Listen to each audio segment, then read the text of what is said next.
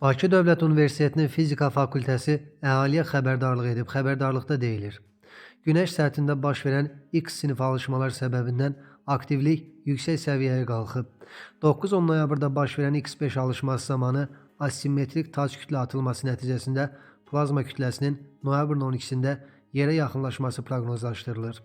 Bildirilib ki, hazırda Günəş aktivliyi R1-R2 zəif orta, günün yarısından başlayaraq noyabrın 13-nə qədər isə R3 güclü aktiv səviyyədə olacaq.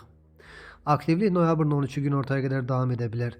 Yüksək coğrafi enliklərdə noyabrın 12-sində maqnit qasırğasının gücü 10 ballıq şkala ilə 4-8, noyabrın 13-də azalaraq 3-5 səviyyəsində olacaq.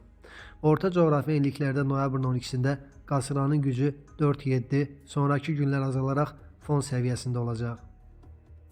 9-10 noyabr tarixlərində baş verən tac kütlə atılması nəticəsində noyabrın 12-sində yüksək coğrafi enliklərdə G2, G4 yüksək səviyyəli maqnit qasırğası proqnozlaşdırılır. Günün yarısında bu artaraq G3, G4 daha güclü qasırğa səviyyəsinə çatacaq.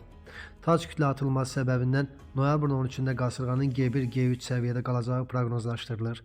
14 noyabr tarixində isə aktivlik azalacaq deyə məlumatda qeyd olunub.